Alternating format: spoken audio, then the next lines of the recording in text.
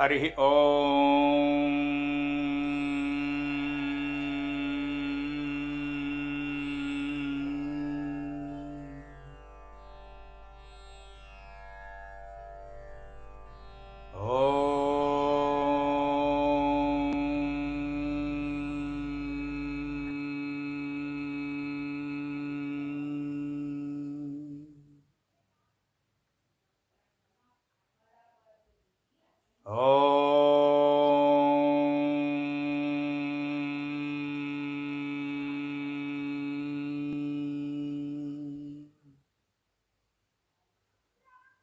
గురుర్బ్రహ్మా గురుర్విష్ణుః గురుర్దేవో మహేశ్వరః గురుః సాక్షాత్ పరం బ్రహ్మ తస్మై శ్రీ గురవే నమః.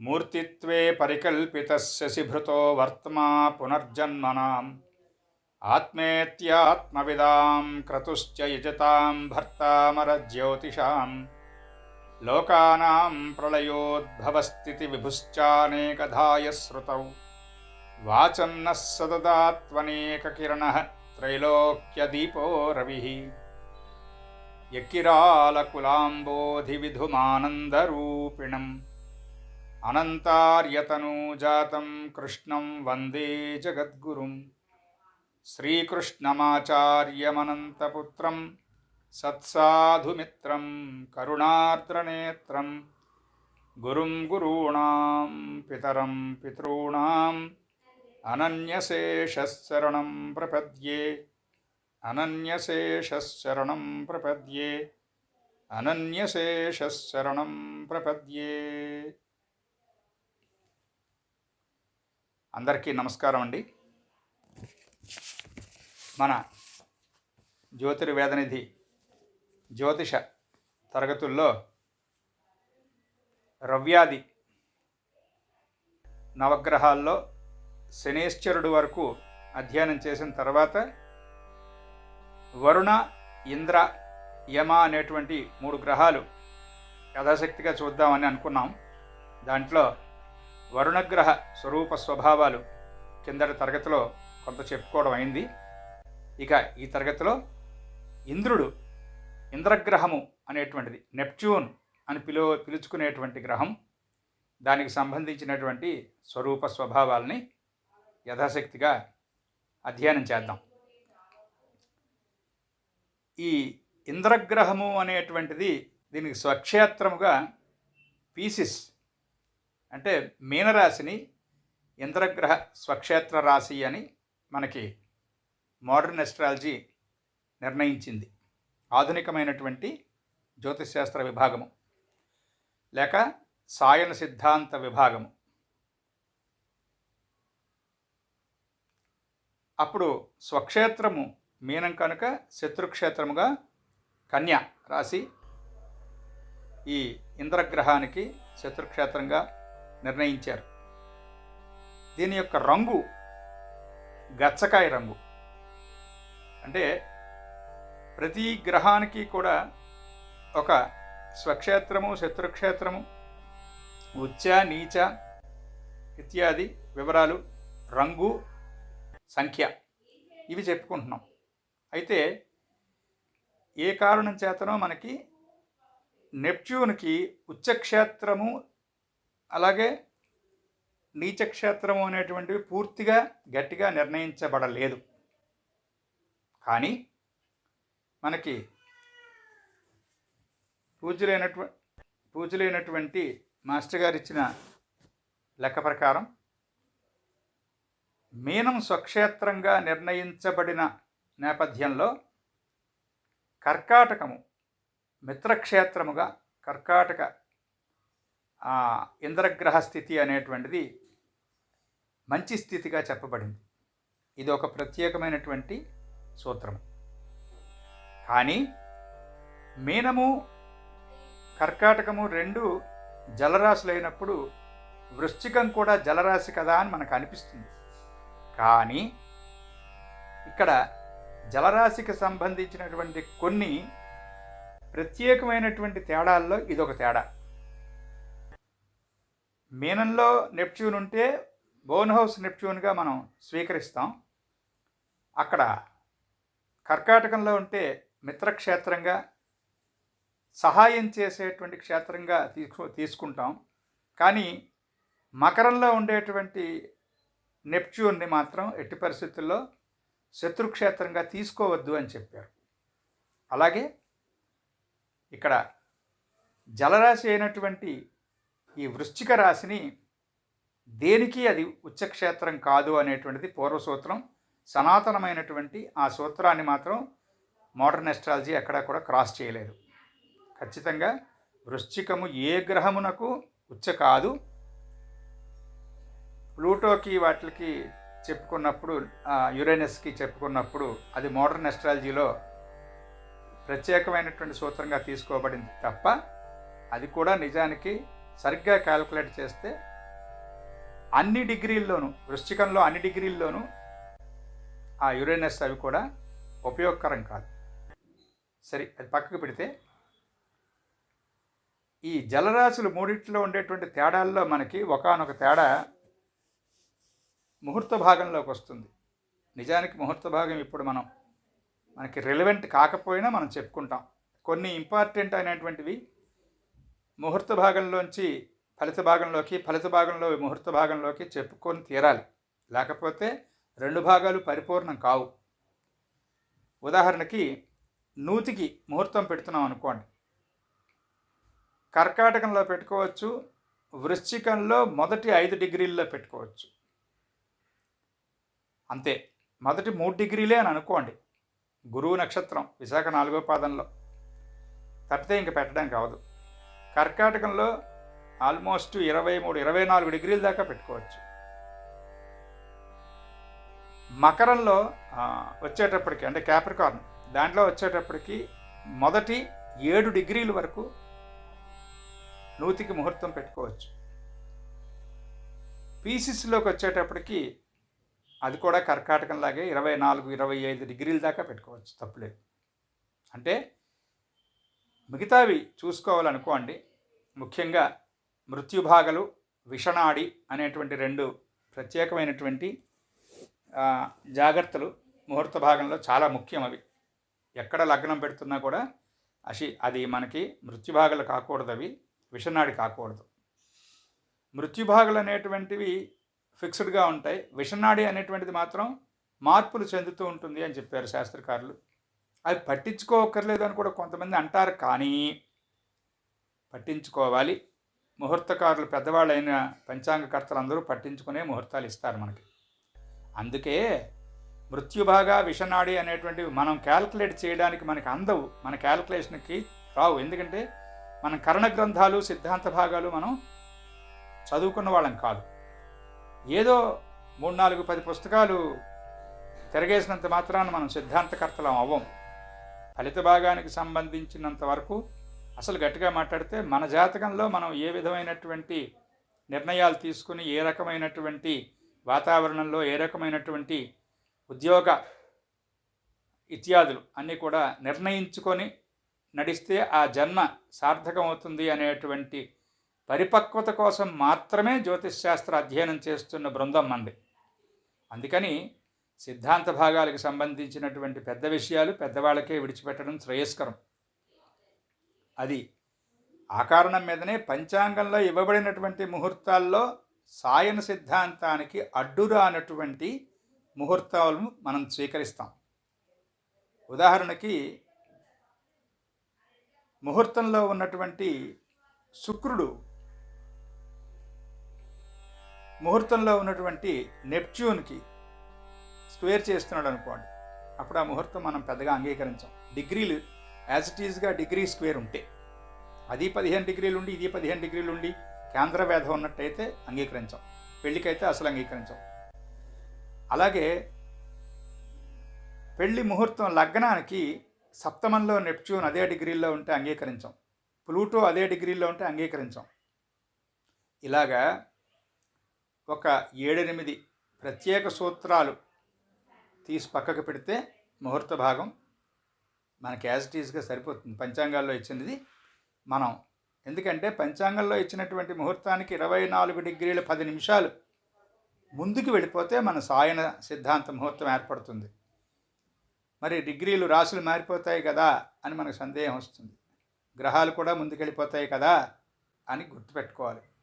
అలాగే ఏ ఏ ముహూర్తాలకి ఏ ఏ రాసులు, ఏ ఏ నక్షత్రాలు, ఏ ఏ లగ్నాలు వాడుకోవాలి అనేటువంటి లిస్ట్ ఉంది కదా, ఆ లిస్టు మనకు కూడా సేమ్గానే ఉంటుంది.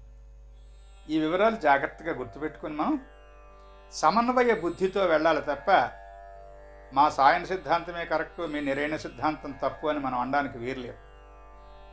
వారెవరైనా ఒకవేళ సాయన సిద్ధాంతం పాశ్చాత్యం, అది మంది కాదు, అది ఇది డాండు అన్నప్పుడు మనం వినయంగా ఊరుకోవటం మనం నేర్చుకున్న పద్ధతి.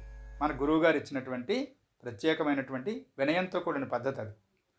అందుకని ఈ జాగ్రత్తలు గుర్తుపెట్టుకుని ముందుకెళ్ళేటప్పుడు మనకి నెప్ట్యూన్ అనేటువంటి గ్రహానికి సంబంధించినటువంటి వివరాలు కొన్ని తెలుసుకుందాం. బాదంకాయ ఉంటుంది చూసారా, ఆ బాదంకాయలాగా ఉంటుంది మొహం అన్నారు. నెప్ట్యూను రూలింగ్ ప్లానెట్గా ఉన్నటువంటి జాతకులు, నెప్ట్యూన్ గట్టిగా ప్రభావం చూపిస్తున్నటువంటి జాతకాలు కలిగినటువంటి జాతకులు, వాళ్ళ మొహం బాదం పిక్కలాగా ఉంటుందన్నారు. వాళ్ళ కళ్ళు చూస్తే నిద్రపోవడానికి ముందో లేకపోతే ఇప్పుడే నిద్ర లేచారో అన్నట్టుగా అర్ధనిమీలిత నేత్రాలు అంటారు చూసారా, ఇలా నిద్ర కళ్ళు ఇలా ఉంటాయి. అట్లా ఆ కళ్ళకి ప్రత్యేకత. కానీ ఆ కళ్ళు ఎంత ముసుగుపోతున్నటువంటి అర్ధనిమీలితంగా ఉన్నటువంటి కళ్ళు అయినా ఆ కాస్త కళ్ళు కూడా చాలా స్వచ్ఛంగా ఉంటాయి. కనుగుడ్డు చాలా స్వచ్ఛంగా ఉంటుంది, అదొకటి గుర్తు మనకి. అయితే కొన్ని స్థితుల్లో ఉన్నటువంటి నెప్ట్యూన్ జాతకంలో ఉన్నటువంటి వాళ్ళ కళ్ళు పిల్లి కళ్ళు కూడా ఉంటాయి, అదొక గుర్తు పెట్టుకోవాలి మనం. కేతువుకి సంబంధించినటువంటి కళ్ళు ఎలాగైతే పిల్లి కళ్ళు, కేతువు తాలూకా రత్నం కూడా పిల్లికన్ను రాయి. మనం ఏదైతే క్యాట్సై అని పిలుస్తామో అది కేతువుకు సంబంధించిన రత్నంగా నిర్ణయించబడింది. కళ్ళు కూడా పిల్లి కళ్ళు, అది కేతువుకు సంబంధించిన లక్షణం. ఇక్కడ మనకి ఈ కళ్ళకి సంబంధించినంత వరకు నెప్ట్యూన్కి కూడా యాజ్ ఇట్ ఈజ్గా ఉంటుంది. తర్వాత ముఖ్యంగా నెప్ట్యూనియన్స్ అనేటువంటి వాళ్ళు ఎలా ఉంటారంటే కొంచెం ఒక 40, 42, 43 ఆ సంవత్సరాల వయసు వచ్చేటప్పటికి ఈ మధ్యకూటం ఏదైతే ఉంటుందో సుమారుగా హృదయానికి కింద భాగం, అంటే అప్పర్ అబ్డామిన్ దగ్గర నుంచి కింద కొన్నదంతా కూడా ఇలా ఒక జాడీలాగా చిచ్చుబుడ్డిలాగా తయారవుతుంది. వాళ్ళకి అది పెద్ద గుర్తు. నెప్ట్యూనియన్స్ అందరూ కూడా ఆ మిగతా భాగం యాజ్ ఇట్ ఈజ్గా ఉంటుంది, ఈ కింద భాగం అంతా చిచ్చుబుడ్డిలా తయారవుతుంది. అది తెలిసిపోతుంది మనకి. 45 ఏళ్ళు 50 ఏళ్ళ వయసులో ఉన్నటువంటి జాతకులు ఎవరైనా జాతకానికి వచ్చినప్పుడు మనకి వాళ్ళ స్వరూపం అలా తయారవుతుంది. దీనికి కారణం 2 రకాలుగా చెప్పుకోవాలి. నీరు పట్టడము అనేటువంటి ఒక లక్షణం ఉంటుంది. మామూలుగా మిగతా ఏదో కండ పరగడము, దాంతోపాటు లావ్ అవ్వడం అనేటువంటిది పక్కకు పెడితే ముఖ్యంగా నీరు పట్టి లావ్ అయిపోతాం. అది చాలా ప్రమాదకరమైనటువంటి పరిస్థితి వైద్యశాస్త్రంలో. వీళ్ళకి పాపం నెప్ట్యూన్ సరైనటువంటి స్థానాల్లో లేకుండా ఉండి కొంచెం వేధ, మిగతా గ్రహాలతో ముఖ్యంగా లగ్నాధిపతితో వేధ కలిగి ఉంటే జలోదరము అనేటువంటిది, అంటే కడుపులో నీరు చేరడము అనేటువంటిది, గుండెకి నీరు పట్టడం అనేటువంటిది కాకుండా ప్రత్యేకంగా మెదడుకు నీరు పడుతుంది. తలకి నీరు పట్టింది అంటారు కదా, అది చాలా ప్రమాదకరమైనటువంటి పరిస్థితి. వైద్యశాస్త్రంలో చాలా జాగ్రత్తగా ట్రీట్ చేసుకోవాలి. అది వీళ్ళకి, అంటే నెప్ట్యూను నెగిటివ్ సైడ్ ఉంటే కనుక అది అవకాశం. అలాగే ఈ పాజిటివ్ సైడ్ నెప్ట్యూన్ని ముందు చెప్పుకుంటున్నాం మనం. ముఖ్యంగా నెప్ట్యూన్ అనగానే మనకి బాగా గుర్తుపెట్టుకోవాల్సినవి సముద్రము, చేపల వ్యాపారము, ఓడల వ్యాపారము. అదే ఈ చేపలు పట్టుకోవడానికి వెళ్ళేటువంటి బోట్స్ ఉండేటువంటి ఓనర్స్ వాళ్ళు ఉంటారు చూసారా. సెకండ్ హౌస్లో నెప్ట్యూన్ ఉన్నది అనుకోండి, మాస్టర్ ఏం చెప్పారంటే సెకండ్ హౌస్ నెప్ట్యూన్ షూర్గా సముద్రానికి సంబంధించినటువంటి వ్యాపారం, సముద్రానికి సంబంధించినటువంటి ఉద్యోగం, ఆ రెండిట్లలో చాలా ప్రశాంతమైనటువంటి జీవితం గడుపుతూ ఉంటారు అని చెప్పారు. అలాగే నెప్ట్యూన్ బాగున్నటువంటి స్థితిగతులు ఉన్న వాళ్ళకి ఫోటోగ్రఫీ అనేటువంటిది ఎవ్వరూ నేర్పించక్కర్లేకుండా, ఒక ఫోటోగ్రఫీలో గోల్డ్ మెడల్ తీసుకున్నటువంటి వాళ్ళకున్నంత ఆ ప్రణాళిక, ఫోటోగ్రఫీకి సంబంధించినటువంటి ఎక్స్పర్టైజ్ వాళ్ళకి ఒరిజినల్గా నేచురల్గా వస్తుంది వాళ్ళకి. అసలు నెప్ట్యూన్ గ్రహమే ఫోటోగ్రఫీ అనేటువంటి శాస్త్రానికి ఆద్యం. భూమి మీద ఫోటోగ్రఫీ అనేటువంటిది ప్రారంభమైనటువంటి క్షణం నెప్ట్యూన్ భూమి మీద పనిచేయటం ప్రారంభం. అంటే కంటికి కనిపించేటువంటి, చేతికి తగిలేటువంటి రూపాన్ని కంటికి కనిపించడమే తప్ప చేతికి అందదు అనేటువంటి స్థితిలో ఈ రూపానికి ప్రతిరూపాన్ని ఏర్పాటు చేయడం అనేటువంటిది ఫోటోగ్రఫీ. చిత్రలేఖనం వేరు, ఫోటోగ్రఫీ వేరు. ఫోటోగ్రఫీ ఏ స్థాయికి వెళ్ళింది మీకు అందరికీ తెలుసు. శరీరం విడుస్తున్నటువంటి జీవాన్ని ఫోటో తీసింది. అంటే శరీరానికి ఉండేటువంటి ఆరా అనేటువంటిది ఏదైతే ఉంటుందో అది ఫిజికల్ బాడీని విడిచిపెట్టి పైకి లేస్తున్నప్పుడు, ఆ శరీరాన్ని విడిచిపెడుతున్నప్పుడు ఫోటోగ్రఫీ తీయబడింది. ఆపరేషన్ థియేటర్లో తీశారు. అంటే టేబుల్ మీద శరీరం విడిచిపెడుతున్నటువంటి ఆసామికి ఫోటోలు తీస్తే రష్యన్ ఫోటోగ్రఫీ హయ్యెస్ట్ ఫోటోగ్రఫీ అని చెప్తారు. అంటే మిగతా అంతకన్నా ఎక్కువ వివరాలు నాకు తెలియదు ఫోటోగ్రఫీ గురించి. కానీ చరిత్రలో మనకి ఖచ్చితమైనటువంటి ఆధారాల్లో ఇది ఒకటి. శరీరం విడిచిపెడుతున్నప్పుడు ఉన్నటువంటి చిత్రాన్ని ఫోటో తీసింది ఒక కెమెరా. అంత స్థాయికి వెళ్ళింది. అందుకనే నెప్ట్యూన్ నుంచి ఉండేటువంటి ప్రత్యేక లక్షణాల్లో అభౌతికమైనటువంటి జీవుల యొక్క, అంటే ఆకాశ చరులు అని పిలువబడేటువంటి సిద్ధులు, సాధ్యులు, యక్షులు, గంధర్వులు, కిన్నరలు. కిన్నెర వేరు, కిన్నరుడు వేరు. ఆ పదాలు రెండు ఒకటి కాదు. కిన్నరులు, కింపురుషులు. వీరిలో కొన్ని సందర్భాల్లో కొన్ని జీవులతో ప్రత్యేకమైనటువంటి సంబంధం ఈ నెప్ట్యూనియన్స్కి ఏర్పడుతూ ఉంటుంది.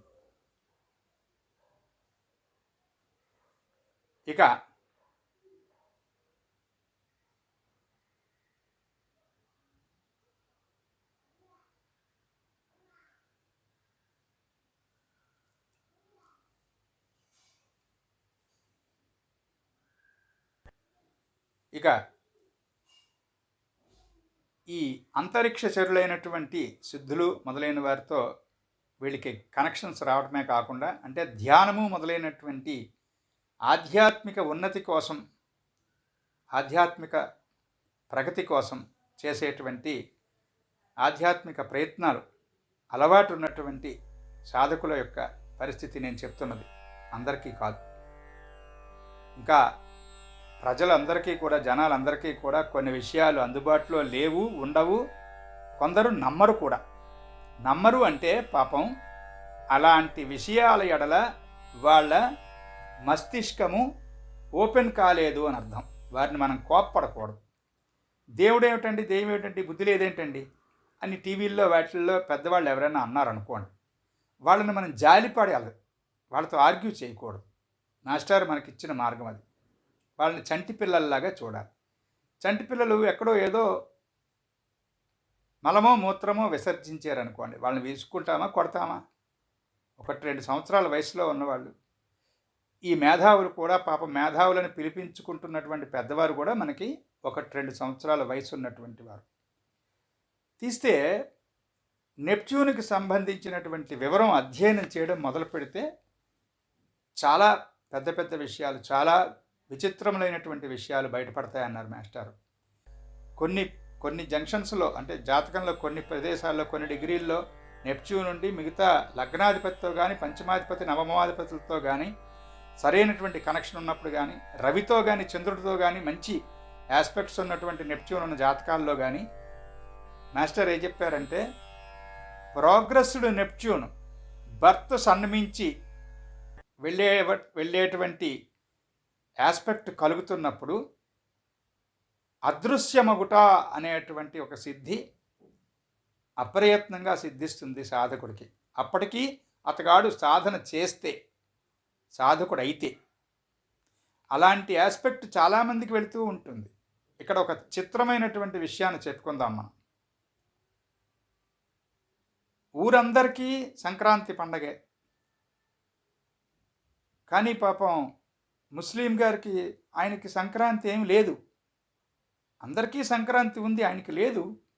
ఆయన కూడా భూమి మీదే పుట్టాడు. క్రిస్టియన్కి సంక్రాంతి ఏమీ లేదు. డిసెంబర్ 25వ తారీఖు క్రిస్టియన్స్ అందరికీ పండగ, భారతీయులకి కాదు. అంటే భారతీయులు అంటే నా ఉద్దేశం వేదమును నమ్మినటువంటి వారికి డిసెంబర్ 25 పెద్ద పండగ ఏం కాదు. కానీ థియాసఫీ అనేటువంటి చక్కనైనటువంటి అంశం ఒకటి ఉన్నది ప్రపంచంలో. థియాసఫిస్ట్ అనేటువంటి వాడు భారతీయుడు కాదు, జర్మనియను కాదు, అమెరికన్ను కాదు, రష్యను కాదు, ఇజ్రాయెలు కాదు, ఇరాకు కాదు, ఇరాను కాదు. వాడు ప్రపంచంలో ఉన్నటువంటి 2 కాళ్ళు 2 చేతులతో 2 కళ్ళతో ముక్కుతో నాలుగుతో జన్మించినటువంటి ఒకానొక ఉత్తమమైనటువంటి జీవి థియాసఫిస్ట్ అనేటువంటి వాడు. వాడికి వీళ్ళు ఫలానా జాతి వీళ్ళు ఫలానా జాతి అనేటువంటి తేడాలు ఏమీ ఉండవు. థియాసఫిస్ట్కి ఏమి ఉండవు. వాడికి మొత్తం అంతా 365 రోజులు కూడా హాయిగా శుభ్రమైనటువంటి పండగతోనే సమానం. ఎందుకంటే 365 రోజులు 365 డైమెన్షన్స్లో 365 పండగలు చేసుకుంటాడు థియాసఫీ తెలిసినవాడు. అందుకే థియాసఫిస్టులు చాలా తక్కువ మంది ఉంటారు. మాస్టర్ గారు ఈకే గారు థియాసఫీ గురించి ఇచ్చినటువంటి డిక్లరేషను బ్లావెట్స్కీ గారిది ఒకటి ఉంటుంది. ఎప్పుడైనా అవకాశం కుదిరితే ఆ డిక్లరేషన్ చదువుకుందాం.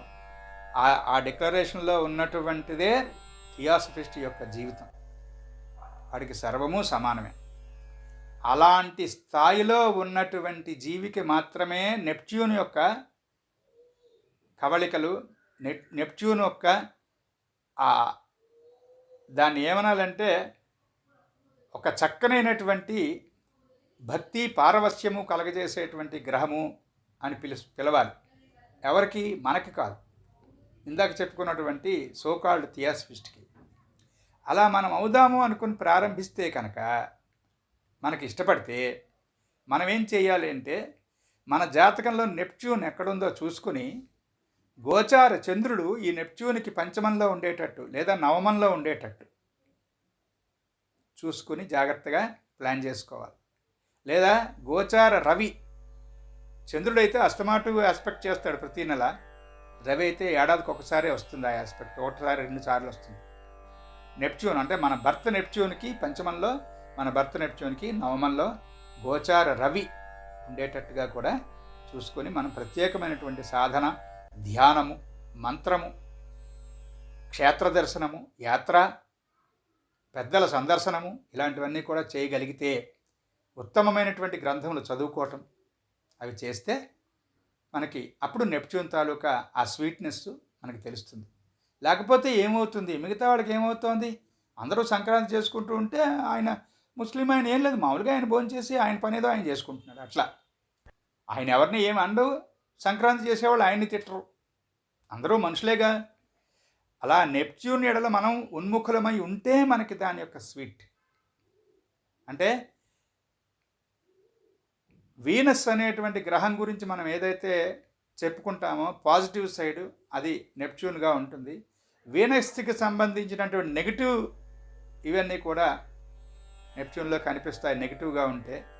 అలాగే మూన్, చంద్రుడికి సంబంధించినటువంటి వివరాలు కూడా చాలా మటుకు నెప్ట్యూన్లో కలుస్తాయి. అంటే మీరు నెప్ట్యూన్ని అధ్యయనం చేయడం ఎలా అని మరీ కొత్తగా బృందంలో చేరినటువంటి వారు, అసలు నవగ్రహాలు తప్ప మిగతా గ్రహాలు మాకు తెలియదండి అనుకునేటువంటి వారికి దారి చూపిస్తున్నాను.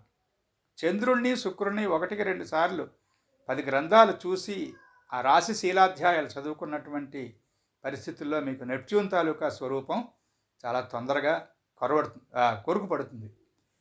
అంచేత ఈ నెప్ట్యూన్కి సంబంధించినటువంటి అధ్యయనంలో నెగిటివ్ సైడ్ కనుక చూస్తే మనం దెయ్యం పట్టడం అంటారు చూసారా, అది మనకి జాతకంలో నెప్ట్యూన్ సూచిస్తుంది. సంప్రదాయ జ్యోతిష్శాస్త్రంలో అంటే నెప్ట్యూన్ని అంగీకరించినటువంటి విభాగంలో వాళ్ళు రాహుకేతువులు ఆధారంగా మనకి పంచమాత్తు రాహు కానీ అట్లాంటి లగ్నాత్తు రాహు కేతువు అవి కొన్ని చూసి ఈ ఈవిల్ ఫోర్సెస్ అనేటువంటివి ఈ జీవిని ఇబ్బంది పెట్టుట అనేటువంటి అవకాశం ఉంది ఈ జన్మలో ఫలానా కండిషన్స్లో. అంటే కుజుని యొక్క మహాదశ, శని యొక్క అంతర్దశ అలాంటివేవో అవుతున్నప్పుడు వారికి ఇలాంటి ఈవిల్ ఫోర్సెస్ తాలూకా ఇబ్బందులు కలుగుతాయి అని సంప్రదాయ జ్యోతిషశాస్త్రంలో కూడా ఉన్నది. దెయ్యం అనేటువంటిది ఉందా లేదా అనేటువంటిది ఆలోచించటం వృధా. ఎందుకంటే మనం ఉన్నాగా అవి ఉంటాయి. మనలో లేవు దెయ్యం లక్షణాలు ఉండి వాడేమిట్రా బాబు దెయ్యంలాగా అని అంటంలా మనం. అంచేత ఉన్నాయా లేవా అనేటువంటిది పెద్ద సందేహం అక్కర్లా. మనం ఎలా ఉన్నాం అవి అంటాయి, వాటికో లోకం ఉంటుంది. కొంచెం ముందుకెళ్తే తెలుస్తుంది. పక్కకు పెడితే ఈ నెప్ట్యూన్ మనకి బాగా నెగిటివ్గా బాగా పాడైపోయి ఉంటే కనుక దెయ్యం పట్టడం అనేటువంటి దానికి అవకాశం ఉంటుంది. అలాగే బాగా చెడిపోయినటువంటి నెప్ట్యూన్ ఉన్న జాతకులు మద్యపానానికి విపరీతంగా అలవాటు పడిపోతారు. ముఖ్యంగా ఆ కన్యలో నెప్ట్యూన్ ఉండి అది 12th హౌస్ అయ్యుండి వ్యసనము అనేటువంటిది ఎప్పుడూ కూడా 12th హౌస్ నుంచి ముందు చూడడం ప్రారంభించాలి. తర్వాత ఇంకా అష్టమము అవన్నీ కారణాలు ఉంటాయి, అవి తర్వాత సంగతి. ముందు ప్రత్యేకంగా వ్యసనము అనేటువంటిది ఎప్పుడు కూడా వ్యయంలోంచి అంటే ద్వాదశంలోంచి తెలుస్తుంది ఎప్పుడు. అలాగా బాగా నెప్ట్యూన్ దెబ్బతిన్నటువంటి లేదా ప్రోగ్రెషన్లో నెప్ట్యూన్ దెబ్బతిన్నప్పుడు కూడా హిస్టీరియా కానీ మూర్ఛ కానీ ఇవి ఎందుకో కారణం తెలీదు, ఏ టెస్ట్కి లొంగదు, విపరీతమైనటువంటి డ్రౌజీనెస్సు, బాగా మత్తులో ఉండిపోతారు, అది కూడా ఏర్పడుతుంది. అలాగే ఈ తలకి నీరు పట్టడం చెప్పుకున్నాం మనం. ముఖ్యంగా ఆటిజం అనేటువంటి ఇష్యూ జాతకం చూస్తే చెప్పలేకపోయారండి, చిన్నప్పుడు చెప్తే బాగుండండి అనేటువంటి పరిస్థితులు ముఖ్యంగా నాకు తెలిసినంత మటుకు ఒక 7-8 సంవత్సరాలు అయ్యి బాగా ప్రబలిపోయాయి. అంటే జ్యోతిష్యం ఎంత గట్టిగా ప్రాక్టీస్ చేస్తున్న వాడికి కూడా అప్డేషన్ అనేటువంటిది కష్టం ఒకటి. రెండోది అంటే అదే పనిగా ఉంటే అప్డేట్ అవుతాం తప్ప ఏదో రోజుకి 1 గంట, అరగంట, 2 గంటలో దాని మీద ఉంటామండి అన్న వాళ్ళకి అప్డేషన్ కుదరదు. అది కాక ప్రత్యేకమైనటువంటి కండిషన్స్తో ఒక 10 ఏళ్ళు అయినట్టుంది ఆటిజం అనేటువంటిది బాగా ప్రబలిపోయింది. నిజానికి ఒకప్పుడు లేకపోయినటువంటి ఇది దోషమేం కాదు, జబ్బేం కాదు, కొత్తదేం కాదు. జబ్బులు కొత్తవి లేవు, కొత్తగా తెలుస్తాయి అని చెప్పారు మేస్టర్. మనతో పాటే జబ్బుల లిస్టు కూడా ఉంది. అవి మనకి తెలియడం అంటే మెడికల్ సైన్స్కి నోన్ అనేటువంటి స్థితే. అక్కడి నుంచి ఆ జబ్బు పుట్టింది అని అనుకోవద్దు, అంతకుముందు ఉన్నది అప్పుడు తెలిసింది అంతే. రీసెర్చ్ పదంలోనే ఉంది. మనం తెలియక రీసెర్చ్ అని పలికేస్తున్నప్పుడు ఆ పదం తాలూకా అసలైన అర్థం జారిపోతుంది. It is not first time search కాదు, అది రీసెర్చ్, మళ్ళీ సెర్చ్ చేయబడింది, ఆ విషయం మళ్ళీ తెలుసుకోబడింది అని అర్థం. అలాగా ఈ ఆటిజం అనేటువంటి దానికి యురేనస్ని చూడాలి, నెప్ట్యూన్ని చూడాలి, మూన్ని కూడా చూసుకోవాలి. అందుకే ఇలాంటి విషయాలు జాతకంలో ఒక్కొక్కసారి బయటపడకుండా మా పిల్లలు ఏదో ఆటిజం అన్నారండి, సెమీ ఆటిజం అన్నారండి, బాగులేదండి, ఏమిటండి దారి అన్నప్పుడు జ్యోతిష్యము అనేటువంటిది సరిగ్గా ప్రాక్టీస్ చేస్తున్న వాళ్ళంగా మనకు ఒక బాధ్యత ఏమిటంటే అట్లాంటి పిల్లలు కడుపుతో ఉన్నప్పుడు తల్లిదండ్రుల పరిస్థితి ఏమిటో మనం కనుక్కోవాలి. దీనికి సంబంధించి చక్కనైనటువంటి ఒక అంశం నాకు గుర్తొచ్చింది, చెప్తాను. మాస్టర్ ఎకరాల కృష్ణమాచార్యుల వారు సుమారుగా 1978-80 ఆ సమయంలో అనుకుంటాను, వారు ఎక్కడో అబ్రాడ్లో ఎక్కడో జర్మనీలోనో ఇటలీలోనో ఫ్రాన్సో బెల్జియమో ఆ దేశాలు గుర్తులేవు నాకు, ఆ దేశాల్లో ఉన్నప్పుడు ఒక ఇన్సిడెంట్ జరిగింది. అప్పుడు అక్కడ ఉన్నటువంటి ఎక్స్పర్ట్స్ ఒక కేసు తీసుకొచ్చారు ఈయన దగ్గరికి. ఆ పిల్లవాడు ఆ రోజుల్లో 80sలో కంప్లీట్ ఆటిజంతో ఉన్నటువంటి బిడ్డ. అప్పుడు అక్కడ ఉన్నటువంటి ఆ సిటీలో ఉన్నటువంటి ఎక్స్పర్ట్ డాక్టర్సు 6-7 ఆ కేసుకి తెలుసు అన్నమాట వాళ్ళకి. ఈయన దగ్గర తీసుకొచ్చి ఇది ఏమిటి కారణము అంటే పాపం మాస్టర్ గారు ఒక 10 నిమిషాల పాటు మాట్లాడకుండా నిశ్చలమైనటువంటి ధ్యానంలో ఉండి అప్పుడు అడిగారట, ఈ ఉదంతం మీరు చదువుకోవాలి అనుకుంటే ప్రాక్ పశ్చిమాలు అనేటువంటి పుస్తకంలో ఉంటుంది, చదవండి. ఒక 10 నిమిషాలు ఆయన నిశ్చలంగా కూర్చుని ప్రశాంతంగా అప్పుడు చెప్పారట, ఇతని గారి తల్లి ఎక్కడ ఉంది, ఆమెను పిలిపించండి. ఇతను ఈ అబ్బాయి కడుపులో ఉన్నప్పుడు ఆ తల్లికి చాలా తీవ్రమైనటువంటి ఘాతము, దెబ్బ తగలడం, ఆవిడ తాలూకా మానసికమైనటువంటి పరిస్థితులు కూడా బాగులేకపోవడం ఉంది అని. ఒక్కసారి మనం జాగ్రత్తగా ఆలోచిస్తే జాతకం చూసిన వెంటనే మనకి ఏం తెలుస్తుంది? ఇలాగా ఈ జీవి కడుపులో ఉన్నప్పుడు ఇలా ఉంటుంది పరిస్థితి అంటే మనం ఏం చేయాలి? నిషేకాధ్యాయంలోకి వెళ్ళి ఆ జన్మకి సంబంధించినటువంటి ఆ పుట్టిన తర్వాత ఉన్నటువంటి రాశిచక్రానికి ఆధాన చక్రం వేయగలగాలి. ఆధాన చక్ర నిర్ణయము అనేటువంటిది, ఆధాన చక్రం అసలు నిర్ణయించడం, ఇదిగో ఈ క్యాల్కులేషన్ ప్రకారం ఈ జాతకానికి ఆధానం కట్టండి అని చెప్పుకోవడానికే దాదాపు 6 నెలలు 7 నెలలు పడుతుంది, రోజు 2 గంటలు చెప్పుకుంటే. అంత చెప్పుకున్నా కూడా పెద్ద వాళ్ళు కూడా ఆధాన చక్రం దగ్గర ఫెయిల్. చిన్న ఉదాహరణ చెప్తాను. బిడ్డ కడుపులో ఉన్నప్పుడు ఆ తల్లికి కానీ తండ్రికి కానీ జాతకంలో ఏలినాటి శని వెళ్తోంది అనుకోండి, ప్రత్యేకంగా తల్లికి. అప్పుడు ఆవిడ నక్షత్రానికి ఏలినాటి శని నడుస్తూ గర్భంతో ఉంది. ఆ సమయంలోనే బిడ్డ పుట్టింది అంటే జీవికి పుడుతూనే ఏలినాడు శని ప్రభావం వెళుతోంది. అట్లాంటి వారికి ఆధాన చక్రంలో ఆధాన చంద్రుడు జన్మ లగ్నం మీద, జన్మ చంద్రుడు ఆధాన లగ్నం మీద కూర్చోవడం అనేటువంటిది కుదరదు, అవ్వదు. ఆ సూత్రం ఇక్కడ వర్తించదు. అప్పుడు ఏం చేయాలి? ద్వాదశాంశాలు కట్టుకోవాలి. ఈ లగ్నానికి ఆ చంద్రుడికి, ఆ లగ్నానికి ఈ చంద్రుడికి ఆ ద్వాదశాంశాలు ఈక్వల్ అవుతాయి. అది కూడా ఒక్కొక్కసారి ఫెయిల్ అయిపోతుంది. ఆధానం కట్టడానికి 274 రోజులు, 9 3 27 అని గుడ్డి లెక్క. 270 రోజులకి వెనక్కి వెళ్ళండి పుట్టినరోజు నుంచి, అక్కడ కడితే సరిపోతుంది అని మామూలుగా చెప్పేస్తాం. నిషేకాధ్యాయం మొదట్లో 2-3 పుస్తకాలు చదువుకున్న వాళ్ళమైతే గుడ్డి వాళ్ళలాగా ఆలోచిస్తాం. కుదరదు అలాగా. చాలా ఓపిక ఉండాలి. ముఖ్యంగా నిషేకాధ్యాయం పట్టుబడాలి అంటే జ్యోతిష్కుడు మంత్రవేత్త అయ్యి ఉండాలి, ఉపాసకుడు అయ్యి ఉండాలి. అందుకే జ్యోతిషము అనేటువంటిది 2 భాగాలు మొదట్లో చెప్పాను. జ్యోతిషముగా నేర్చుకోవడం, తెలుసుకోవడం అనేటువంటి స్థితి కొన్ని జన్మల పాటు ఉంటుంది మనలాంటి వాళ్ళకి. అది అయిన తర్వాత ఉపాసన. దీంతోపాటు ఉపాసన అనేటువంటిది చాలా కష్టం. చేస్తే, ఆచరిస్తే చాలా మంచిది, చాలా చక్కనైనటువంటి ఫలితాలు ఉంటాయి. అలాంటి ఉపాసన చేసినటువంటి వాడికి నిషేకాధ్యాయం పట్టుబడి ఆధాన చక్రం కుదిరి ఇవన్నీ అయితే అప్పుడు అతగాడు కడుపులో ఉన్నప్పుడు ఈ తల్లికి ఇలాంటి సంఘటన జరిగింది అని తెలుసుకోవచ్చు. అంత సమయం ఎక్కడుంది? ఆధాన చక్రం ఎక్కడ వేశారు ఈకే గారు? 10 నిమిషాలు నిశ్చలంగా ఉండి తర్వాత ఈ ప్రశ్న వేసి తిని అని రాశారు ఆయన. అందులో రికార్డెడ్గా ఉంది ఆ పుస్తకంలో. వారు ఆ తల్లిని పిలిపించారు. వారికి తెలియదు ఆ ఉదంతం. ఆ మర్నాడు ఎప్పుడో తల్లి వచ్చింది. వస్తే కూర్చోబెట్టారు మీటింగ్లో. ఏమ్మా ఇలా జరిగిందా ఏమిటంటే, అవునండి, అప్పుడు నా భర్త రోజు కొడుతూ ఉండేవాడు నన్ను. అది అప్పుడు నేను భరించలేక నేను విషం తీసుకున్నానండి. కానీ నేను చావలేదు, నా బిడ్డ చావలేదండి. చివరికి కొన్నాళ్ళకి డెలివరీ అయిందండి అని ఇన్ఫర్మేషన్ ఇచ్చింది.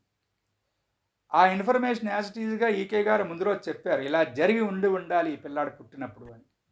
ఆ ఉదంతం చెబుతూనే ఆయన చెప్పారు, భార్యాభర్త సంగమము అనేటువంటి దాని దగ్గర నుంచి బిడ్డ పుట్టేదాకా కూడా మొత్తం చరిత్ర పాదోస్య విశ్వాభూతాని త్రిపాదస్యామృతం దివ్య అనేటువంటి పురుషూక్త వాక్యంలో ఆ రహస్యం అంతా ఇమిడి ఉన్నది. 9 నెలలు గర్భంలో ఉంటాడు జీవి, అప్పుడు బయటకు వస్తాడు. సంవత్సరంలో మిగిలింది అంతా ఇక 3 నెలలు. అది అతడు భూమి మీద జీవించేటువంటి ఆ వయస్సుకి, అది 90 ఏళ్ళు కావచ్చు, 70 ఏళ్ళు కావచ్చు, 100 ఏళ్ళు కావచ్చు, మనం దశల లెక్కల ప్రకారం 120 సంవత్సరాలు కడతాం కదా, వింశోత్తరి దశల ప్రకారం.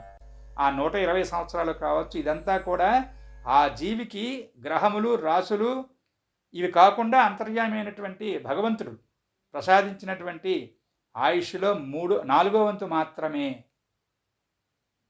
అసలు ఈ రహస్యం మనకి ఆదాన భాగంలో ఉంటుంది. 3 వంతులు గడిచిపోయింది అమ్మ కడుపులో. ఈ 4వ వంతు ఇప్పుడు మనం మనిషి అయి పుట్టి, ఆడో మగాడో అయి పుట్టి, మనం మన చరిత్ర, మనకు ఒక ఉద్యోగం, మనకు ఒక భార్య, పిల్లలు, లేకపోతే భర్త, పిల్లలు, ఇట్లా ఒక కథ. ఇదే చాలా పెద్ద కథ మనకి. జ్యోతిష్ శాస్త్రం లెక్క అయితే ఒక జన్మ అంటే ఒక రోజు అన్నట్టుగా. జ్యోతిష్ శాస్త్రంలో మనకి దేవమాన దశాక్రమం ఉంది కదా. దేవమాన దశాక్రమంలో ఏం చెప్తున్నాడు? పరాశరుడే చెప్పాడు. 1 సంవత్సరం పుట్టిన తర్వాత 1 సంవత్సరం గడిస్తే జన్మచక్రంలో ఉన్నటువంటి రవి 1 డిగ్రీ ముందుకెళ్తే సమానం అన్నాడు. జన్మచక్రంలో రవి 1 డిగ్రీ ముందుకెళ్ళాలంటే 1 రోజు కదా. అదే మనం చెప్పాను, దేవమాన దశ అంటే ఏమిటి అని అడిగారు సోదరి పద్మగారు. దేవమాన దశలు అంటే ఏం లేదు, సింపుల్గా మనం పుట్టిన తర్వాత ఎన్ని రోజుల తర్వాత చక్రం, గోచార చక్రం వేస్తే, మనం పుట్టిన సమయానికే వేస్తే మనకి అన్ని సంవత్సరాల యొక్క దశాచక్రం, దేవమాన దశాచక్రం అవుతుంది. అది ప్రోగ్రెషన్ చార్ట్. దీనికి దశలు కట్టినట్టే ప్రోగ్రెషన్ చార్ట్లో కూడా దశలు ఉంటాయి, అవి కూడా చూసుకోవాలి. సరే, అది పూర్తిగా సోలార్ సిస్టంలో మనం చదువుకునేటువంటి విభాగం అనుకోండి. నెమ్మదిగా ముందుకెళ్ళినప్పుడు నేను ఎలా నేర్చుకున్నానో అలాగే చెప్తాను. తీస్తే ఈ నెప్ట్యూన్కి సంబంధించినటువంటి కథలో 1, 2 కాదు చెప్పాను కదా. ప్రోగ్రెస్డ్ సన్ కనుక నేటల్ నెప్ట్యూన్ మించి, లేదా ప్రోగ్రెస్డ్ నెప్ట్యూన్ నేటల్ సన్ మించి 2 ఆస్పెక్ట్లు కూడా వెళుతున్నప్పుడు అదృశ్యమగుట అనేటువంటి ఒకానొక సిద్ధి అప్పటికే సాధకుడైనటువంటి వాడికి ఆ జన్మలో కలుగుతుంది అన్నారు. అంటే మనం చేసే ప్రయత్నం, ఆకలి ఉంది, అక్కడ అన్నం ఉంది, మనం తినే ప్రయత్నం చేసిన తర్వాత కదా ఆకలి తీరుట అనేటువంటిది. అయితే తినే ప్రయత్నం కూడా జాతకంలో ఉండదా? ఉంటుంది. ఆ ప్రయత్నం మన జాతకంలో ఉంది కాబట్టే దుష్కర్మ చేసి పుట్టి కష్టాల పాలు, రోగాల పాలు అయినప్పుడు సత్కర్మ కూడా నీ ప్రయత్నంతోనే నువ్వు ఆ దుష్కర్మను పక్కకు పెట్టుకో అని చెప్తున్నాడు వసంతరాజు. వసంతరాజు అనేటువంటి ఒక అధ్యయనకర్త, సనాతనమైనటువంటి గ్రంథం ఇచ్చినటువంటి మహానుభావుడు. శంభుహోర అనుకుంటాను, శంభు ప్రకాశిక శంభుహోర అనేదో ఉంటుంది, దాంట్లో ఉంటుంది. మాస్టర్ గారు అదే చెప్పారు, ఈకే గారు. నువ్వే కదా దుష్కర్మ చేసి వచ్చావు, దానికి ఫలితం అనుభవిస్తున్నావు. అంచేది ఇప్పుడు సత్కర్మ చేసి దాన్ని సుఖమయం చేసుకో. సత్కర్మ చేస్తే దుష్కర్మ తాలూకా దుష్ఫలితం పోతుందా? అలా అడగకూడదు. దుష్కర్మ తాలూకా ఫలితాన్ని అనుభవించేటువంటి శక్తి ఒకటి కావాలి సుమా, అది ఈ సత్కర్మ నీకు ఇస్తుంది. అది కాక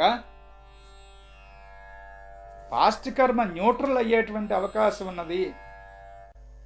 అది పర్జవదు, ఎక్కడికి పోదు, దాన్ని ఎవరూ నాశనం చేయలేరు. నీ పూర్వజన్మ దుష్కృతాన్ని, దాని కర్మ ఫలితాన్ని, దుష్ఫలితాన్ని నేను తీసేస్తానని ఎవరైనా అంటే నమ్మద్దని చెప్పారు మాస్టర్. అది అనుభవించాలి, కరెక్టే.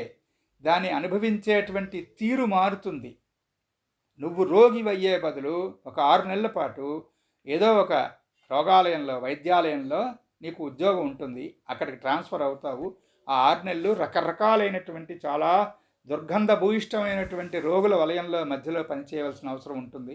వాళ్ళకి పనిచేస్తూ ఉంటే ఈ రోగంతో బాధపడేటువంటి దుష్కర్మ పూర్తయిపోతుంది అని చెప్పారు. నువ్వు జైల్లో తప్పులు చేసి జైల్లోకి వెళ్ళే బదులు జైల్లో ఉద్యోగం వస్తుంది అన్నారు. 12th హౌస్లో శాటర్న్ ఉన్నటువంటి వాళ్ళకి కాస్త మిగతా ఇల్లు, వాతావరణము, తల్లిదండ్రులు జాగ్రత్తగా పెంచి, ఇతగాడు కూడా జాగ్రత్తగా పెరిగి ముందుకు వెళ్ళినట్లయితే, అంటే వేదం ఏం చెప్పిందో దాని ప్రకారం జీవించేటువంటి అభ్యాసం ఉన్నటువంటి వాడికి సంగతి చెప్తున్నాను. అప్పుడు వాడికి ఏమవుతుంది? 12th శాటర్న్ ఉన్నంత మాత్రాన మద్యపానం అలవాటు పడిపోవాలి అందరికీ అని ఉండదు. వీడికి జైల్లో ఉద్యోగం వస్తుంది. ఆ మద్యం తాగేటువంటి వాళ్ళు, తప్పులు చేసేటువంటి వాళ్ళు, వాళ్ళ మధ్యలో ఉద్యోగం, అనాథ శరణాలయంలో ఉద్యోగం ఉంటుంది వాళ్ళకి. అలా మార్పులు జరుగుతాయి. సద్గురువుని ఆశ్రయించుట, మంత్రము ఉపాసించుట, నిత్యము కళ్యాణమయమైనటువంటి షోడశోపచార పూజ చేసుకొనుట, అవకాశం ఉన్నంత మటుకు ఒకే మంత్రమును అలా నిరంతరము జపించుకొనుట, ఈ ఈ సోకాల్డ్ లిస్ట్ ఏదైతే ఉన్నదో ఇది ఏం చేస్తుంది అంటే మనని జాతకంలో ఉన్నటువంటి పూర్వ దుష్కృతం తాలూకా ఫలితాలన్నింటినీ రూపం మార్చి అనుభవింపచేస్తుంది సుమా. ఆ రహస్యం తెలుసుకోవడానికే జ్యోతిష్ శాస్త్ర అధ్యయనం. అలాంటి రహస్యాలన్నీ బుర్రకి తట్టాలి అంటే పీనియల్ గ్లాండ్ అని ఒక గ్లాండ్ ఉంటుంది మనకి.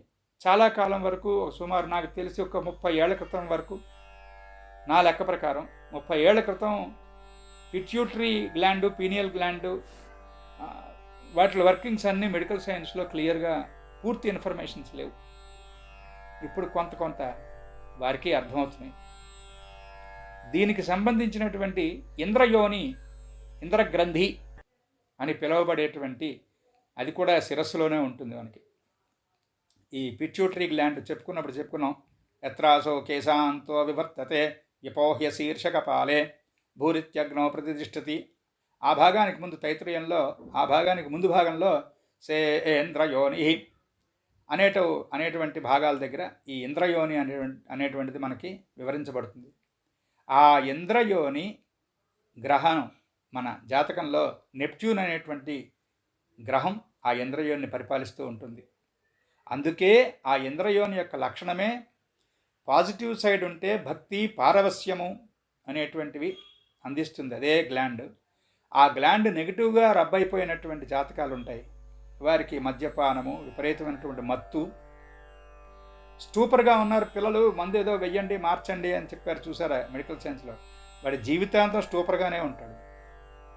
అంటే పాడైపోయిన నెప్ట్యూను పాడైపోయినటువంటి అట్లాంటి బిహేవియర్ని ఇస్తుంది. పీనియల్ గ్లాండ్ బాగు చేసుకోవాలని అర్థం. ఆ గ్లాండ్స్ని సరైనటువంటి దారిలో పెట్టుకునేటువంటి మందులు కొన్ని వచ్చాయి. వాటిల్లో ఏవి శ్రేష్టము ఏవి కాదు అనేటువంటిది వేరే సబ్జెక్టు, మనకు సంబంధించింది కాదు కనుక మనం ఎంతసేపు జ్యోతిష్ శాస్త్రం కాబట్టి నెప్ట్యూన్ ఎక్కడ ఉన్నాడో చూసుకుని, అంటే మన దగ్గరికి మనమంటే అధ్యయనం ఎలా చేస్తామంటే నాకు తెలిసి మనందరం సోకాల్డ్ ప్రాబ్లమ్ మన దగ్గరికి వచ్చిన తర్వాత మనం చూడడం వరకే ఉన్నాం. మనం నిజానికి అది మంచి పద్ధతి కాదు, గొప్ప పద్ధతి కాదు. కోడూరు దివిసీమ మునిగిపోయి ఒక 10 రోజుల ముందు చెప్పాలి. కోడూరు వారంతా ఇళ్ళు ఖాళీ చేసుకోండి, దివిసీమ మునిగిపోబోతున్నది అని 1977లో చెప్పారు. ఒక 4-5 చెప్పారు పెద్దవాళ్ళు. పాపం వాళ్ళ మాట ఎవరో పట్టించుకోలే. మొన్న జరిగినటువంటి ఆ మధ్య 2014 ఉన్నప్పుడో జరిగిన సునామీ కూడా చెప్పబడింది సుమా. ఎవరో పట్టించుకున్న వాళ్ళం కాదు. మనమందరం ఏ స్థితిలో ఉంటామంటే ఆ కరోనా ఏదో వచ్చేసిన తర్వాత, ఆ ఉప్పెన ఏదో వచ్చిన తర్వాత, అప్పుడు ఇది ఎందుకు వచ్చింది, ఏ ఆస్పెక్ట్ల వల్ల వచ్చింది ఇది అంటే శవాన్ని పోస్ట్ మార్టం చేస్తాం. అది పెద్ద గొప్పతనం కాదు జాతకంలో, జ్యోతిష్ శాస్త్రంలో. ముందు చెప్పాలి. అంటే ఒక పక్క క్షమించాలి, పెద్దలందరూ క్షమించండి ఈ మాట చెప్తున్నందుకు. ఒక పక్క భూకంపం వచ్చేస్తూ ఉంటే రిక్టర్ స్కేల్ గారు అప్పుడు వస్తోందండి అని చెప్తే ఎక్కడికి వెళ్ళేది నేను. ఆ ముందు రోజో అట్లీస్ట్ చెప్పగలిగితే, ఇప్పుడు చెప్తున్నారు. ఇప్పుడు ఏవో యంత్రాలు కొంచెం మారాయి, అప్డేట్ అయ్యాయి, కొంత మార్పు వచ్చింది. ముందుగా చెప్పడము, స్థలాలు ఖాళీ చేయించడం దగ్గరికి వచ్చింది, కాస్త అవేర్నెస్ పెరిగింది, సంతోషం. అలాంటివన్నీ సరైనటువంటి జ్యోతిషాచార్యుడు రాజుగారికి ఉగాది రోజున పంచాంగ శ్రవణంలో నిర్ణయించి చెప్పాలి.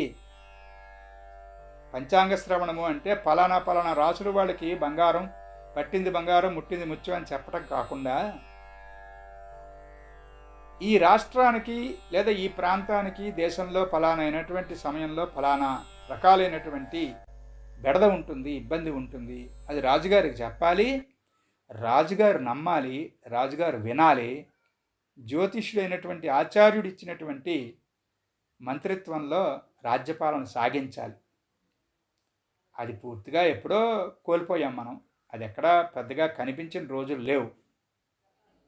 ఎప్పుడో మహానుభావులు, ముఖ్యమంత్రులు, పెద్దవాళ్ళు కొంతమంది ఎవరో కూర్చుంటే పెద్దవాళ్ళని పిలుచుకుని వాళ్ళ చేత పంచాంగ శ్రవణం చేయించుకుని, ఒకానొక పెద్ద ఆచార్యులు వారు వారు ముఖ్యమంత్రి గారు పక్కనే కూర్చొని పంచాంగ శ్రవణం చేశారు ఆంధ్రప్రదేశ్లో. ఈ సంవత్సరం మీకు చాలా ఘోరమైనటువంటి దెబ్బ ఉంది అని ఆ ముఖ్యమంత్రికే స్టేజ్లో చెప్పారు ఆయన సభాముఖంగా. అంతటి శుభ్రమైనటువంటి శాస్త్రవేత్తలు ఉన్నటువంటి దేశం మంది. ఎంతవరకు పట్టించుకున్నాం, ఏం చేసామంటే అది వేరే విషయం అనుకోండి. విషయానికి వస్తే నెప్ట్యూన్ అనేటువంటి గ్రహం తాలూకా మిగతా వివరాల్లో మనకి ప్రత్యేకమైనటువంటి వివరాలు, వివాహానికి సంబంధించి నెప్ట్యూన్ని కూడా మనం ఒక విధంగా పాపగ్రహం కింద తీసుకోవాలి. సప్తమంలో నెప్ట్యూన్ అంత మంచిది కాదు, అంత ఉపయోగం లేదు. కేంద్రాలలో నెప్ట్యూన్ అనేటువంటిది సుఖాన్నివ్వదు, కోణాల్లో నెప్ట్యూన్ మంచిది. అలాగే లగ్నంలో నెప్ట్యూన్ ఉన్నటువంటి వాళ్ళకి ఉపయోగం ఏమిటంటే, చెప్పాను కదా ఇందాక, అంతరిక్షచారులైనటువంటి సిద్ధసాధ్య గంధర్వ యక్ష కిన్నరాదులు వారి యొక్క పరిచయం లభించటం, సిద్ధపురుషుల యొక్క అంటే సిద్ధౌఘము, మానవౌఘము, దివ్యౌఘము అని ఔఘత్రయము అను. ఔఘత్రయము అంటే మనకి శ్రీచక్రంలో వస్తుంది ఒక దగ్గర. ఈ ఔఘము అంటే మనకి పాపం లేనటువంటి వాళ్ళు, పుణ్యపురుషులు, సద్గురువులు అని అర్థం. మానవౌఘము, దివ్యౌఘము అనేటువంటి వీరి యొక్క సహచర్యం లభించటం, అందుకు అధికారం లభించటం అనేటువంటిది లగ్నంలో నెప్ట్యూన్ ఉన్నటువంటి వాళ్ళకి ఒకళ్ళిద్దరికి అవకాశం వస్తుంది. ఆ అవకాశాన్ని పాడు చేసుకోకుండా, అది ఎలా వస్తుంది, మామూలుగా ఏ పరిచయం, శాస్త్ర పరిచయం లేని వాళ్ళు అక్కడక్కడ మాట్లాడుకుంటారు. నాకు అనిపించిందండి, ఈ పక్కింట్లో అబ్బాయి 10th క్లాస్ ఫెయిల్ అయిపోతాడు అనిపించిందండి, అతగాడు చాలా బాగా చదువుకుంటున్నాడు కానీ అతను ఈ సంవత్సరం 10th ఫెయిల్ అవుతాడు అనిపించింది. వాడు శుభ్రమైన స్టూడెంటు, అన్ని డిస్టింక్షన్ చదువుకున్నాడు, అప్పటిదాకా 10thలో ఫెయిల్ అయిపోయాడు పాపం. ఈ పక్కింటి ఆయనకు అనిపించింది. ఎందుకు అనిపించిందిరా అంటే తెలియదు. అక్కడ పట్టుకోవాలి మనం. మనకి చాలా విషయాలు అనిపిస్తాయి మనసుకి, అయితే ఎక్కువ విషయాలు మనకు అనిపించే అనేటువంటి భ్రమతో కూడా జారిపోతూ ఉంటాం. అదొక ప్రమాదం ఉంది. అది కూడా నెప్ట్యూన్ తాలూకా మాయే. ఎందుకంటే నెప్ట్యూన్ అంటేనే ఇంద్రగ్రహం, ఇంద్రుడు అంటేనే మాయ. ఇంద్రో నస్తత్ర వృత్రః విశ్వాః శర్మ యచ్చతు అసురా నజయంతథ ప్రతిరథస్య ప్రతిరథత్వం యథ ప్రతిరథం ద్వితీయోహో తాన్వాహ. అలా వెళ్తూ ఉంటుంది ఒక భాగం ఇంద్రుని యొక్క ప్రసక్తి చెప్తూ రుద్రాధ్యాయంలో. అంచేత ఇంద్రుడు మహామాయ. మహామాయ అయినటువంటి అమ్మవారి యొక్క అంటే శాక్తేయమునకు సంబంధించినటువంటి సూత్రావళి, ఆరాధన విధానము, అందులో ఉన్నటువంటి రహస్యము, ఇంద్రుడు సనత్కుమారుడు వారిద్దరూ ఇచ్చినంతగా ఎవరూ ఇవ్వలేదు మనకి శాస్త్రంలో. కానీ ఇంద్రుడితో పెట్టుకోకూడదు, చాలా మాయ ఉంటుంది. ఆ మాయని ఛేదించుకుంటే ఆనందం. అందుకే చెప్పాను కదా, ఈ ముఖ్యంగా రాహుకేతువులకు సంబంధించి పురాణ ప్రసక్తి తెలియని వాడికి అర్థం కాదని ఎలాగైతే చెప్తున్నామో, ఈ ఇంద్రగ్రహము లేదా వరుణగ్రహము, యమగ్రహము అనేటువంటివి పిలువబడుతున్నటువంటి ఈ యురేనస్, నెప్ట్యూన్, ప్లూటోల సరైనటువంటి స్వరూప స్వభావాలు కొరుకుడు పడాలి అంటే ఖచ్చితంగా పురాణాలు సరిగ్గా చదువుకోవాలి. అట్లా సరిగ్గా వ్యాఖ్యానం చేసినటువంటి పెద్దల యొక్క వ్యాఖ్యానం ఉన్నటువంటి పురాణ సంహితలు మనం చదువుకోవాలి, ఆ వ్యాఖ్యానాలు చదవాలి. సరే, అది చదువుతున్నప్పుడు మనకు తెలుస్తుంది వారు తప్పు రాస్తున్నారు, ఇక్కడ పెద్దలు తప్పు ఇన్ఫర్మేషన్ ఇస్తున్నారు, ఉన్నటువంటి అర్థం ఒకటి, వ్యాఖ్యానం ఒకటి అవుతుంది. కలియుగంలో వ్యాఖ్యానం తప్పేటువంటి అవకాశము మెండుగా ఉంటుంది అని చెప్పాడు పాణిని, మహావ్యాకరణకర్త. ఆయనే మనకి వ్యాకరణ ప్రాణం. వ్యాకరణానికి ప్రాణం ఎవరు అంటే పాణిని గారు. ఆయన చెప్పాడు ఈ యుగ లక్షణం. మనకి అందరికీ కూడా పేరు అనవసరం కానీ మహానుభావుడు అవధాని చాలా గొప్పవాడు, శాస్త్రము సంపూర్ణంగా ఉపాసన పెట్టినవాడు. జ్యోతిష్శాస్త్రము అంటే ఖగోళ శాస్త్రం అండి అని చెప్పాడు ఆయన, మొన్న ఎక్కడో విన్నాను నేను. జ్యోతిష్శాస్త్రం వేరు, ఖగోళము వేరు అనేటువంటి చిన్న విషయం వారికి ఎందుకు బోధపడలేదో, వారు ఎందుకు గుర్తుపెట్టుకోలేదో నాకు అర్థం అవలా. అంచేత జ్యోతిష్శాస్త్రం అంతా ఖగోళం కనుక సమిష్టిగా ఉండేటువంటి ప్రపంచానికే కానీ వ్యష్టి కుటుంబానికి వ్యష్టిగా అంటే వ్యక్తిగతంగా ఎవరికే అది పనిచేయదు అని చెప్పాడు ఆయన ప్రవచనం. ఏం చెప్తాం? అంచేత అలాంటి కువ్యాఖ్యలు ఏమైనా ఉన్న గ్రంథంలో మనం గురువుకు దండం పెట్టుకుని చదువుకోవడం మొదలు పెడితే అవి పక్కకి పెట్టేస్తారు. గురువుగారు చేస్తారు ఆ పని. మనకే అర్థమవుతుంది, ఇది అక్కర్లేదులే, ఇది పిన్ చేసి పక్కన పెట్టేద్దాంలే అని. అట్లా అధ్యయనం అనేటువంటిది ఏదైనా భక్తి సామ్రాజ్యానికి సాధనకు సంబంధించినటువంటి అధ్యయనం ఏదైనా ఉన్నట్లయితే మన జాతకంలో ఉన్నటువంటి నెప్ట్యూన్కి గోచార చంద్రుడు, గోచార రవి, ముఖ్యంగా గోచారంలో ఉన్నటువంటి గురుడు మన జాతకంలో ఉన్నటువంటి నెప్ట్యూన్కి మంచి ఆస్పెక్ట్ చేస్తున్నప్పుడు కనుక మనం ప్రారంభించుకోగలిగితే చాలా పాజిటివ్ రిజల్ట్స్, మంచి రిజల్ట్స్ ఉంటాయి. అంత చక్కనైనటువంటి రిజల్ట్ మళ్ళీ ఇంకోసారి మనం పొందలేం. అలా నెప్ట్యూన్ని ప్రాపర్గా వినియోగించుకొని ముందుకు వెళదాముగాక. ఇక ఈ నెప్ట్యూన్కి సంబంధించినటువంటి ఇంద్రమంత్రం. ఓం ఇంద్రం వో విశ్వతస్పరిహవామహే జనేభ్య అస్మాకమస్తు కేవలః. ఇంకా ఉన్నాయి కానీ ఈ మంత్రం ప్రధానంగా ఈ నెప్ట్యూన్ అనేటువంటి గ్రహాన్ని మనం ధ్యానం చేసి మంత్రోపాసన చేసి తరించవచ్చు. స్వస్తి ప్రజాభ్య పరిపాలయంతాం న్యాయేన మార్గేణ మహిమహీషాః. గోబ్రాహ్మణేభ్య శుభమస్తు నిత్యం. లోకాః సమస్తాః సుఖినో భవంతు. ఓం శాంతి శాంతి శాంతి.